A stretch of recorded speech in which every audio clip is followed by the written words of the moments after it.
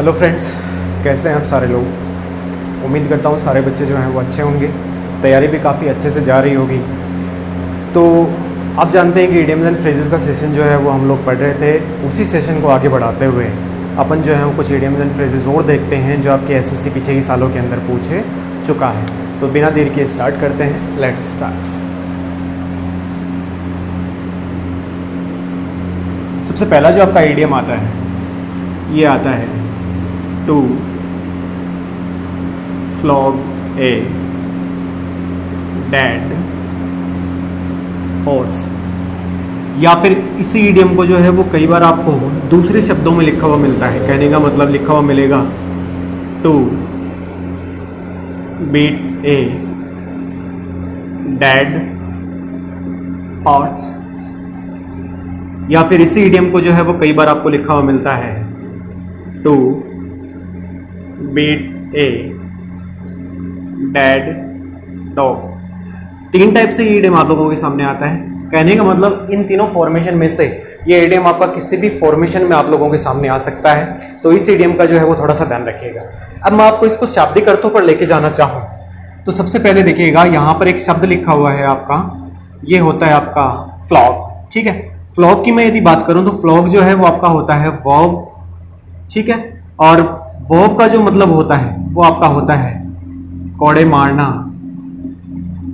या फिर आपका चाबुक जो होता है उससे मारना। अब देखिएगा, पहले का आप शाब्दिक अर्थ लगाइएगा। To flog a dead horse, यानी कि ऐसा घोड़ा जो कि मर चुका है। एक ऐसा घोड़ा है, एक ऐसा हॉर्स है जो कि मर चुका है। अब यदि आप उसको चाबुक मार रहे हो या आप उसको कोड़े मार रहे हो तो मुझे एक बात बताइए छोटी सी, कि वो घोड़ा फिर से उठेगा या फिर से आपको आपका सामान या फिर आपको जो है वो कैरी करने के लायक रहेगा? नहीं रहेगा। तो इसीलिए ये जो इडियम आपको अर्थ देता है, कहने का मतलब कौन सा, to flog a dead horse या to beat a dead horse, या फिर आपका होता है to beat a dead dog. ये आपको इडियम जो आपको अर्थ देता है वो देता है ए फ्रूटलेस एफर्ट, यानी कि एक ऐसा एफर्ट जिसका आपको कोई फायदा नहीं होने वाला, यानी कि वो एफर्ट जो है वो आपका फ्रूटलेस है। तो एक ऐसा एफर्ट जिसका कोई फायदा नहीं होने वाला, उस एफर्ट को अपन कहते हैं to flog a dead horse, या फिर आपका होता है to beat a dead horse, या फिर आपका होता है to beat a dead dog. तो ये इडियम आपको एक अर्थ देता है कि आप एक ऐसा एफर्ट कर रहे हैं जिस एफर्ट का कोई भी नतीजा नहीं निकलने वाला है या उसका कोई भी परिणाम नहीं निकलने वाला है। ऐसे एफर्ट को अपन कहते हैं फ्रूटलेस एफर्ट, और वो आपको ये देता है इडियम अर्थ। चलेगा, इसके बाद में आगे बढ़ते हैं। साथ में इन चीजों को जो है वो नोट करते जाइएगा, पीछे के सालों में पूछे गए हैं, काफी हेल्पफुल रहेंगे आपके सेशन के अंदर। नेक्स्ट आपका जो आता है इडियम वो आपका आता है टू डाई इन हार्नेस। अब देखिएगा, काफी इंटरेस्टिंग इडियम है टू डाई इन हार्नेस। यहां से मैं शब्दों की अर्थ बात करता हूं तो सबसे पहले मैं आपका शब्द ले लेता हूं हार्नेस। अब हार्नेस क्या है? हार्नेस को यदि आपको अर्थ देखोगे तो आपको दो अर्थ मिलते हैं। एक तो आपका हार्नेस जो रहता है वो रहता है बॉडी आर्मर। बॉडी आर्मर से आप समझोगे जो आपका कवच होता है ना, जिसको अपन कोट ऑफ मेल कहते हैं, जो पुराने टाइम में सोल्जर जो थे वो पहने हुए रहते थे। तो एक तो आपका हार्नेस जो है वो आपको अर्थ देता है जो आपका बॉडी आर्मर होता है उसका, और एक आपको हार्नेस जो अर्थ देता है ये वाला, ये आपका सेट ऑफ स्टेप्स होता है।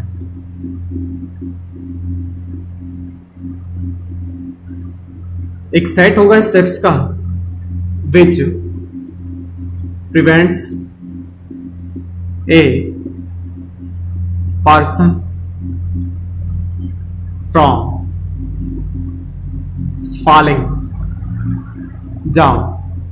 कहने का मतलब ये आपको दो अर्थ देता है। एक तो आपको अर्थ देता है किसका, बॉडी आर्मर का, यानी कि जो जिसको आप कवच कह सकते हैं। एक आपको अर्थ देता है कि सेट होता है स्टेप्स का, जो किसी भी इंसान को नीचे गिरने से बचाता है। अब स्टेप्स का सेट कैसे होगा? आपने देखा होगा कि जो बंदे माउंटेन क्लाइंबिंग करते हैं, माउंटेन क्लाइंबर होते हैं, वो अपने चारों तरफ जो है वो पहना हुआ रखते हैं, यानी कि उसके इस साइड से बेल्ट वगैरह जो है वो बंधे हुए रखते हैं, उनको पूरा टाइटली जो है वो बांध के रखते हैं। तो ऐसा जो स्टेप्स का सेट होता है उसको अपन कहते हैं हार्नेस। ठीक है, अब देखिएगा, यदि बॉडी आर्मर की बात कर लीजिए, सेट ऑफ स्टेप्स की बात कर लीजिए, इसके अंदर बंदा जब तक रहता है वो सुरक्षित रहता है। यदि दूसरे शब्दों में मैं कहूं तो बॉडी आर्मर पहन के कोई बंदा घर पे तो बैठेगा नहीं, सीधी सी बात है, वॉर में जाएगा। और वॉर में जाएगा तो वो वॉर, लड़ाई लड़ना या वॉर करना, उसका जो है वो कार्य होता है, उसका वर्क होता है। इतनी बात समझ में आ गई? तो कहने का मतलब, अब मैं बात करता हूं टू डाई इन हार्नेस। अब ये ईडियम जो है वो आपको दो अर्थ देता है। पहला अर्थ जो है वो आपका एसएससी ने ज्यादातर पूछा है, वो आपका अर्थ यही होता है, टू डाई बिफोर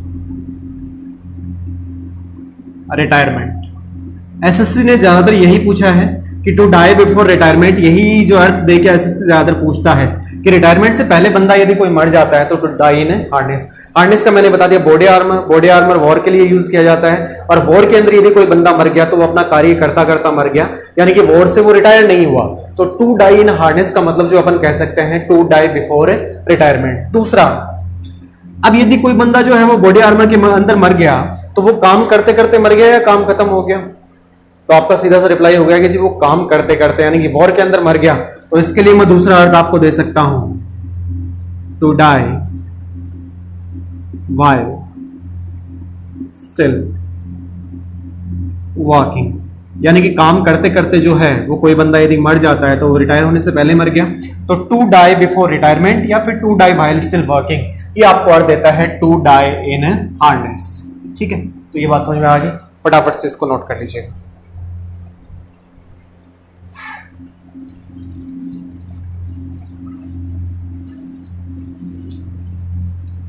आगे चलते हैं। आगे आपका इडियम आता है टू स्ट्रेन एवरी नर्व।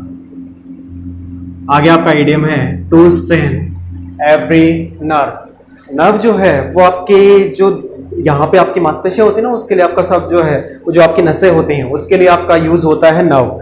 तो अपन जो कई बार दिमाग पे जोर डालते हैं, अपने को कोई क्वेश्चन समझ में नहीं आ रहा होता है, तो स्ट्रेन का मतलब होता है आपका तनाव। तो अपने दिमाग की जो हर एक नर्व होती है उसको अपन क्या करते हैं, खींचते हैं। खींचा क्यों जाता है? क्योंकि अपन जो है वो उस टाइम में एफर्ट लगा रहे होते हैं, प्रयास कर रहे होते हैं, या अपना मैक्सिमम एफर्ट जो है वो दे रहे होते हैं। तो यदि आप प्रत्येक नर्व को स्ट्रेन करते हो, खींचते हो, तो आप वहां पर अपना मैक्सिमम एफर्ट या जितना एफर्ट आप कर सकते हो, जितना पॉसिबल एफर्ट आप लगा सकते हो, उतना एफर्ट आप वहां पर दे रहे हो। तो उसके लिए मैं इडियम यूज करता हूं टू स्ट्रेन एवरी नर्व।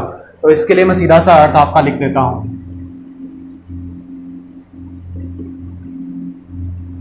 अर्थ हो जाएगा आपका to make every possible effort to achieve something. कहने का मतलब क्या होता है कि यदि आप किसी चीज को अचीव करना चाहते हो तो उसके लिए आप अपना पॉसिबल एफर्ट यानी कि जितना कर सकते हो उतना देते हो, तो उसके लिए अपन कह सकते हैं to strain every nerve.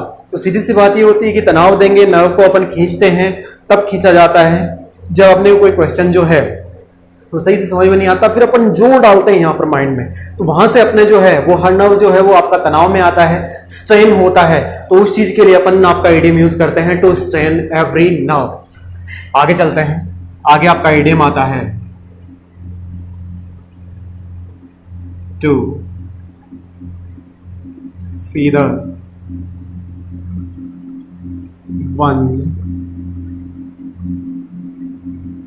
Nest. ठीक है, अब यहां से मैं बात करता हूं टू फीदर वंस नेस्ट। अब यहां से यदि अपन अर्थ निकाल के लेके आते हैं शब्दों का, सबसे पहले आपके सामने शब्द है फीदर और एक आपका शब्द है क्या, नेस्ट। फीदर जो है वो यहां से आपको अर्थ दे देगा मनी का, या तो आप पैसे का अर्थ ले लीजिए। मनी का आप अर्थ नहीं लेते हैं तो आप यहां से जो है वो अर्थ ले सकते हैं आपका किसका, रिसोर्सेज। ठीक है, और नेस्ट जो है वो आपका ले सकते हैं आपकी जो लाइफ है या आपकी लिवलीहुड है या फिर आपका जीवन है उसके लिए। अब देखिएगा, फीदर का मतलब होता है पंख, ठीक है, और नेस्ट का मतलब होता है आपका घोंसला। सपोज कीजिए कि आपने कोई नेस्ट बनाया और आप उसको सजाने संवारने के लिए कॉन्टिन्यूस के अंदर फीदर ऐड किए जा रहे हो, समझ रहे हो बात को। तो नेस्ट आपके पर्पज के लिए आप बना रहे हो और उसके अंदर फीदर ऐड किए जा रहे हो, तो यानी कि उस नेस्ट को आप बढ़ा रहे हो, समझ रहे हो बात को। उसमें आपका मोटिव है, आपका पर्पज है। तो कहने का मतलब मैं यदि बात करूं टू फीदर वंस नेस्ट, तो यहां से यदि कोई बंदा जो है वो अपने नेस्ट के अंदर फीदर जोड़ता जाता है, तो कहने का मतलब वह जो बंदा है वो रिसोर्सेज या पैसा जो है, मनी, वो इकट्ठा कर रहा है, ठीक है। और इकट्ठा कर रहा है वो किस चीज के लिए? अपनी लाइफ के लिए, या फिर किसी सेल्फिश पर्पज के लिए, या फिर हो सकता है कि वो पैसा जो कमाने का तरीका है उसका डिसऑनेस्ट वे हो सकता है, यानी कि ईमानदारी पूर्ण तरीका नहीं है, उसका तरीका जो है वो डिसऑनेस्ट है। और इसके लिए आपका इडियम जो है वो यूज होता है टू फीदर वंस नेस्ट। मैं आपको इसका अर्थ देता हूं, यदि आप इस इडियम का अर्थ लिखना चाहें तो इडियम आपको अर्थ देगा टू एंड मनी, या तो पैसा अर्न करेगा या फिर रिसोर्सेज अर्न करेगा बंदा फॉर ए सेल्फिश पर्पस, यानी कि कोई खुद का सेल्फिश उद्देश्य होगा, उसके लिए बंदा आपका यदि पैसा या फिर रिसोर्सेज अर्न करता है तो उसके लिए अपन ईडियम का यूज करते हैं to feather one's nest. Feather मैंने आपको बता दिया, ध्यान रख लीजिएगा, मनी से, या फिर फीदर आप दे सकते हो किससे? रिसोर्सेज से। नेस्ट जो है वो आपका रिप्रेजेंट करता है लाइफ के लिए। यदि उसका कोई ना कोई सेल्फिश पर्पज होगा तो सेल्फिश पर्पज जो होगा वो किसके लिए होगा मेरे भाई? लाइफ के लिए। तो ये दोनों ईडियम जो है मैंने आपको बता दी। To stand every nerve, to make every possible effort to achieve something. दूसरा हो गया टू फीदर वंस नेस्ट, ये आपका मनी या रिसोर्सेज होता है, लाइफ के लिए बंदा ऐड करता है, पैसा कमाता है, रिसोर्सेज कमाता है फॉर ए सेल्फिश पर्पस। लेकिन यहां से एक चीज ध्यान रखिएगा, ये रिसोर्सेज जितने भी अर्न किए जाएंगे इनका वे जो होगा वो डिसऑनेस्ट वे होता है, बस इतनी चीज ध्यान रख लीजिएगा। चलिएगा आगे बढ़ते हैं।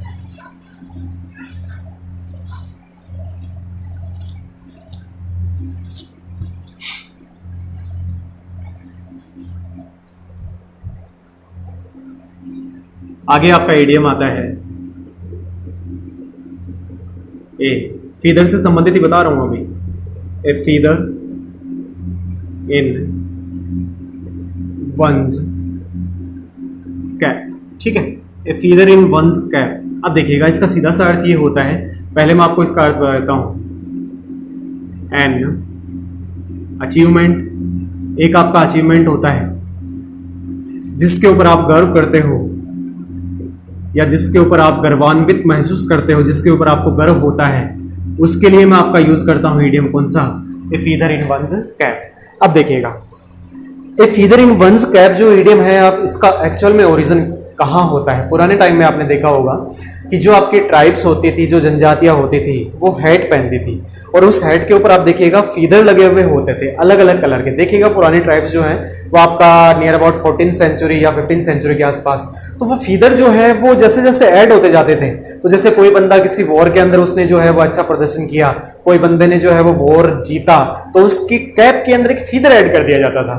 वो फीदर जो है वो आपका रिमार्क होता था, एक आपका जो है साइन होता था कि ये बंदा कुछ ना कुछ अचीव कर चुका है। और वहीं से जो फीदर है, ये वाला फीदर, ये जिसके भी कैप में ऐड किया जाता था वो बंदा कुछ ना कुछ अचीव करता था, उसका अचीवमेंट होता था। तो फीदर जो है वो यहां से आपका रिप्रेजेंट करता है सीधा का सीधा किसको? अचीवमेंट को।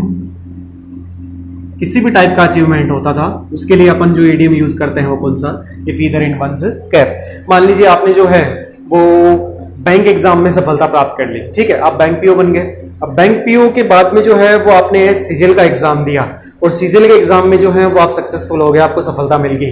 तो सीजीएल का एग्जाम जो आपने क्लियर किया है, वो सीजीएल का एग्जाम जो है वो आपका फीदर हो जाएगा आपके कैप के अंदर, यानी कि एक ऐसा अचीवमेंट जिसके ऊपर आप क्या कर सकते हैं? प्राउड कर सकते हैं। तो ये आपको अर्थ देता है फीदर इन वंस कैप। आगे चलते हैं, यहीं पे आपका एक इडियम आता है as light as a feather, ठीक है, as light as a feather. ये आपको अर्थ देता है कि उतना हल्का जितना आपका क्या होता है? फीदर। अब मैं यदि पंख की बात करूं तो एक चीज मुझे बताइएगा कि जो आपका फीदर होता है वो आपका हल्का होता है या भारी होता है? तो आपका जवाब होगा कि जी हल्का होता है। तो यदि मैं फीदर की बात करूं तो फीदर आपका हल्का हो गया। यदि मैं किसी बंदे के लिए बात करता हूं कि he is as light as a feather, वह जो बंदा है वो उतना हल्का है जितना ही क्या? फीदर। तो उसका वेट जो होगा वो कम होगा या ज्यादा होगा? तो आपका सीधा सा रिप्लाई आएगा कि जी फीदर की यदि कंपैरिजन में बात की जाए तो फीदर हल्का, तो वेट भी जो है वो आपका क्या हो जाएगा? हल्का हो जाएगा। तो इस इडियम की यदि मैं बात करूं तो ये इडियम आपको अर्थ देता है, कोई ऐसे पर्सन को बताता है जो आपका कैसा होता है? लाइट वेट होता है, यानी कि बहुत ज़्यादा वो बंदा जो है वो आपका क्या होता है, हल्का होता है। तो उसको आपका इडियम जो है वो परिभाषित करता है as light as a feather in one's cap, एक ऐसा अचीवमेंट जिसके ऊपर बंदा आपका क्या कर सकता है, प्राउड कर सकता है। चलिएगा,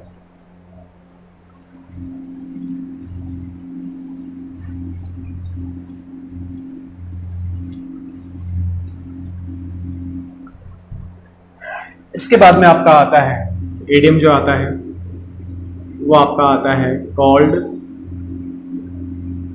कंफर्ट। ठीक है, अब कोल्ड कंफर्ट की बात करें तो कोल्ड कंफर्ट, वैसे कोल्ड शब्द जो है वो जब इडियम्स के अंदर यूज होता है तो ज्यादातर नकारात्मक अर्थ देता है। अब कोल्ड कंफर्ट की मैं यदि बात करूं तो कंफर्ट का मतलब होता है आपको आराम, और यदि मैं कोल्ड शब्द इससे पहले जोड़ देता हूं इडियम के अंदर तो आराम जो है वो ना के बराबर हो जाएगा। समझ रहे हो मेरी बात को, कि कोल्ड शब्द आपका नेगेटिव अर्थ में जाता है, कोल्ड कंफर्ट यानी कि ऐसा कंफर्ट जो कि ना के बराबर है। तो कहने का मतलब मैं इसको यदि आपका अर्थ देना चाहूं तो ये आपका हो जाएगा इन एडिक्वेट कंसोलेशन। ठीक है, या फिर इसको मैं कह सकता हूं ए लिटिल रिलीफ। ठीक है, यानी कि ना के बराबर जो रिलीफ होता है आराम, इनएडिक्वेट का मतलब होता है अपर्याप्त, और कंसोलेशन का मतलब होता है आपकी सांत्वना या कोई ना कोई रिलीफ या आराम के लिए आपका शब्द जो है वो यूज किया जाता है। इन एडिक्वेट का ध्यान रखिएगा, इन एडिक्वेट जो है वो आपका इस शब्द का ठीक उल्टा होता है। ठीक है, एडिक्वेट और एडिक्वेट शब्द जो है वो आपको अर्थ देता है किसका, पर्याप्त का, ध्यान रखिएगा। ठीक है, इसी को यदि मैं लिखना चाहूं तो इसको आप साथ में शब्द आप यूज कर सकते हैं प्लेंटी, और प्लेंटी के साथ में जो है वो आपका यूज हो जाएगा सफिशिएंट, या सफिशिएंट के साथ में आपका शब्द जो है वो आपका यूज हो जाएगा क्या, एम्पल। तो एडिक्वेट, प्लेंटी, सफिशिएंट, एम्पल, ये सब आपको अर्थ देते हैं प्रचुर या काफी मात्रा के अंदर जो है वो जब भी कोई चीज होती है उसके लिए एडिक्वेट, प्लेंटी, सफिशिएंट, एम्पल शब्द आप यूज कर सकते हैं। इनएडिक्वेट का मतलब हो जाएगा अपर्याप्त। समझ रहे हो बात को? तो कहने का मतलब यदि मैं आपको एक सिंपल सा एग्जांपल देता हूं, जैसे मैं कहता हूं the good condition of economy is called comfort for the people who had who have lost their jobs। ठीक है, यहां से यदि आप अर्थ देखेंगे तो the good condition of economy, जो इकोनॉमी है उसकी अच्छी कंडीशन है, बट वो जो आपकी कंडीशन है वो आपकी कोल्ड कंफर्ट है। कोल्ड कंफर्ट का मतलब यानी कि बहुत थोड़ा रिलीफ है किन के लिए, उन लोगों के लिए जो कि अपनी जॉब जो है वो क्या कर चुके हैं, हो चुके हैं। तो कोल्ड कंफर्ट जो है वो आपका इनएडिक्वेट कंसोलेशन होता है, एक ऐसा रिलीफ जो बहुत ही क्या होता है, कम होता है। इसी के साथ में चलिएगा, मैं आपका कोल्ड के साथ में आपको कुछ और इडियम जो आपका एसएससी पूछता है वो बता देता हूं। एक आपका इडियम आता है कॉल्ड फिश। ठीक है, अब देखिएगा कोल्ड फिश जो है वो एक ऐसे पर्सन को डिनोट करता है, एक ऐसा पर्सन होता है who doesn't share his feelings with anyone। तो कहने का मतलब लैंग्वेज से आप समझ गए होंगे कि यदि मैं कोल्ड फिश की बात करूं, कोल्ड फिश जो है वो एक ऐसा पर्सन होगा जो कि अपनी जो फीलिंग्स होती हैं, अपनी जो इमोशंस होती हैं वो किसी के साथ क्या नहीं करता, शेयर नहीं करता। कहने का मतलब यदि मैं इसी बंदे को कहना चाहूं तो ये बंदा जो है वो एक टाइप से आपका कैसा हो जाएगा, इमोशनलेस। ठीक है, इमोशनलेस हो जाएगा, यानी कि इस बंदे के अंदर जो है वो कोई भी आपकी क्या नहीं होंगी, इमोशन नहीं होंगी। ऐसे बंदे को आप कह सकते हैं सिंपली क्या, कोल्ड फिश। तो कोल्ड कंफर्ट होता है inadequate consolation, a little relief. और कोल्ड फिश की मैं बात करूं तो एक ऐसा बंदा होगा जो कि अपने इमोशंस, अपने फीलिंग्स किसी के साथ भी जो है वो क्या नहीं करता है, शेयर नहीं करता है। चलिए आगे बढ़ते हैं।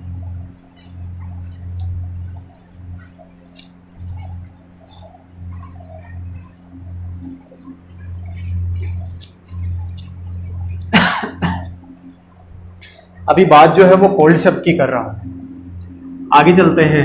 तो एक आपका शब्द जो है वो आपका आता है कोल्ड ब्लडेड। आपको कई जगह लिखा हुआ मिलेगा किलर, ठीक है, कोल्ड ब्लडेड किलर, या फिर इन कोल्ड ब्लड। जिस हिसाब से आपके सेंटेंस में आता है ना, मैं उसी हिसाब से आपको स्ट्रक्चर दे रहा हूं, कोल्ड ब्लडेड किलर, और या फिर आपके सामने लिखा हुआ होगा इन कोल्ड ब्लड, ठीक है। अब इन कोल्ड ब्लड, ये जो आपका इडियम, जो इडियमेटिक फॉर्म है, ये आपका सेंटेंस के अंदर यूज होता है कब, जब कोई भी बंदा जो है वो आपका किसी को जो है वो ब्रूटली मर्डर समवन, किसी को जो है वो आपका निर्दयता पूर्वक जो मार देता है, उसके लिए आपका शब्द जो है वो आपका यूज होता है इन कोल्ड ब्लडेड। अब मैं कोल्ड ब्लडेड किलर की बात करूं तो ये जो बंदा है इसके अंदर कोई भी दया नहीं होती है, तो हैव नो मर्सी, यानी कि जब भी ये विक्टिम को मारता है या उसका मर्डर करता है तो इस बंदे के अंदर जो है वो कोई भी मर्सी नहीं होती है, इस बंदे के अंदर कोई भी दया भावना नहीं होती है। तो ऐसे किलर को, ऐसे मर्डर को आप जो है वो कह सकते हैं कोल्ड ब्लडेड किलर या कोल्ड ब्लडेड मर्डरर। ये बात ध्यान रखिएगा। जैसे मैं आपको एग्जांपल देता हूं, एग्जांपल से ज्यादा जल्दी क्लियर हो जाएगा। एग्जांपल के तौर पे जैसे मैं कहता हूं द ओल्ड लेडी वाज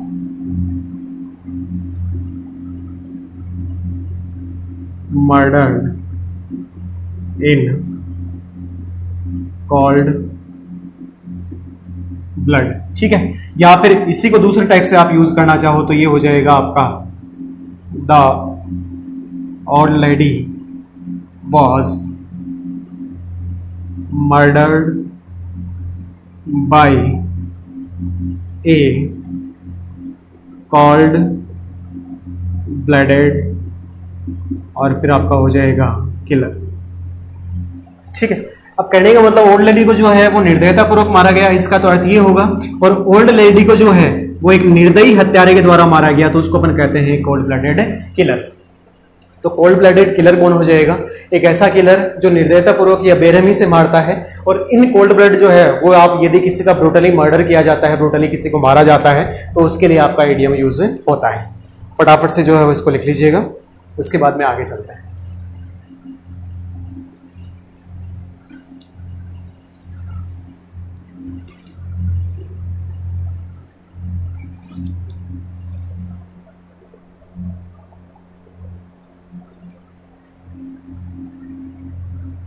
चलिएगा, उसके बाद में जैसे मैं कहता हूं इडियम आपका आता है क्या,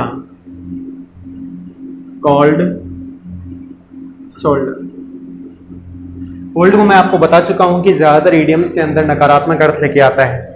अगर आप किसी को अपना कोल्ड शोल्डर देते हो, if you give someone your cold shoulder, you ignore them completely, आप जो है उनको पूर्णतया जो है वो क्या करते हैं, इग्नोर करते हैं। कहने का मतलब यदि मैं आपको इसका अर्थ देना चाहूं इस इडियम का, तो ये एक तो आपको इडियम जो है वो अर्थ देता है टू इग्नोर समवन कंप्लीटली, किसी को जो है वो आपका क्या कर देना, पूर्णतया क्या कर देना, इग्नोर कर देना। दूसरा अर्थ आपको ये इडियम जो है वो देता है एन एक्ट ऑफ अनफ्रेंडलीनेस। एक एक्ट होता है, एक काम होता है जिसके जरिए आप किसी भी बंदे के साथ में जो है वो मित्रता पूर्वक व्यवहार नहीं करते हैं। एक एक्ट होता है अनफ्रेंडलीनेस का, जिसके अंदर मित्रता पूर्वक व्यवहार नहीं किया जाता है। जैसे मैं मान लीजिए आपको एग्जाम्पल देता हूं, एग्जाम्पल के तौर पे समझते हैं। जिससे मैं कहता हूं you shouldn't give Meera, cold shoulder, she is your bosom friend. ठीक है, यहां से दो इडियम, आपको एक इडियम और बताता हूं। बॉसम फ्रेंड होता है आपका घनिष्ठ मित्र, एसएससी पूछ चुका है, ध्यान रखिएगा। तो तुम्हें जो है वो मीरा को क्या नहीं करना चाहिए, इग्नोर नहीं करना चाहिए, या फिर उसके साथ एक्ट नहीं करना चाहिए अनफ्रेंडलीनेस वाला। क्यों? क्योंकि वह जो है वो तुम्हारी कैसी मित्र है, बॉसम फ्रेंड है, यानी कि अच्छी मित्र है। तो कोल्ड शोल्डर यदि आप किसी को देते हो तो आप इसको इग्नोर करते हो, और एक एक्ट होता है किसका, अनफ्रेंडलीनेस का। आगे चलते हैं, आगे आपका इडियम जो है वो आता है ब्लो, हॉट एंड कोल्ड। ठीक है, अब देखिएगा, जैसे कि इडियम जो है वो आपको अपने अर्थ के अंदर ही अपना अर्थ दे रहा है, ब्लो, हॉट एंड कोल्ड। अब इस इडियम को समझाने से पहले मैं आपको एक छोटी सी स्टोरी बताता हूं जहां से इसका ओरिजिन हुआ है। ब्लो, हॉट एंड कोल्ड कहां से आता है? पुराने टाइम में क्या होता है कि एक फार्मर होता है, किसान होता है, सर्दियों का टाइम होता है, एक मर्चेंट होता है, एक व्यापारी होता है, जो सर्दियों के टाइम में कड़ाके की ठंड पड़ रही होती है, मर्चेंट फार्मर के पास जो है वो आता है। अब कड़ाके की ठंड में आपको पता है आग जो है वो सेक रहे होते हैं, फार्मर ने आग जला रखी होती है। अब क्या होता है, मर्चेंट फार्मर के पास आके बैठ जाता है। अब सर्दी के अंदर कभी तो वो उस आग के ऊपर अपने हाथ जो है वो तपाता है, जब उसके हाथ बहुत ज्यादा गर्म हो जाते हैं तो उसके पास में एक केटल होती है, उस केटल को रब करता है अपने हाथों को ठंडा करने के लिए। ये देख के किसान जो है वो आश्चर्यचकित हो जाता है, वो सोचता है कि यार अजीब इंसान है, पहले तो हाथों को तापता है और उसके बाद में इन्हीं हाथों को ठंडा करता है। तो कहने का मतलब एक बारी में हाथों को गर्म कर रहा है, दूसरी बारी में ठंडा, फिर गर्म, फिर ठंडा, फिर गर्म, फिर ठंडा। कहने का मतलब माइंड जो है वो एक जगह स्टेबल नहीं है, कंटिन्यूअसली माइंड जो है वो अपने स्टेट्स को चेंज करते हुए जा रहा है। तो इसके लिए आपका इडियम यूज होता है to blow hot and cold. तो इसका मतलब ये होता है टू चेंज माइंड, और फिर हो जाएगा आपका कंटिन्यूअसली, यानी कि एक जगह माइंड जो है वो आपका स्थिर नहीं रहता है, माइंड जो है वो लगातार आपका क्या होता रहता है, चेंज होता रहता है। तो यहां से मैं आपको इसको एग्जांपल के तौर पे समझा देता हूं, एग्जांपल से ज्यादा जल्दी समझ में आ जाएगा। जिसे मैं कहता हूं she was blowing hot and called about joining the new company. अब मैं इसकी यदि बात करूं तो वह जो इंसान है वो लगातार अपना माइंड जो है वो चेंज कर रहा था, अपने माइंड को कॉन्टिन्यूसली चेंज कर रहा था, क्योंकि वो बंदा एक जगह जो है वो स्थिर नहीं रह पा रहा था। ज्वाइन करे ना करे, करे ना करे, इसके लिए आपका इडियम जो है वो यूज होता है ब्लो, हॉट एंड कोल्ड। ठीक है, तो ये जो थे वो आपके कुछ इडियम्स थे। उम्मीद करता हूँ आपको चीज़ें जो हैं वो अच्छे से समझ में आई होंगी। इनको लिखिएगा, इनको याद करिएगा, और ये चीज़ें जो हैं पीछे के सालों में पूछे गए हैं, बिल्कुल रिलेवेंट कंटेंट है। ऐसा कुछ नहीं है कि जो आपके एग्जाम में नहीं आएगा, आपके एग्जाम से रिलेटेड है सारी चीज़ें। तो इसी के साथ जो है वो आपका ये सेशन खत्म होता है। अगले सेशन में फिर से मुलाकात होगी। तब तक के लिए अलविदा, बाय बाय।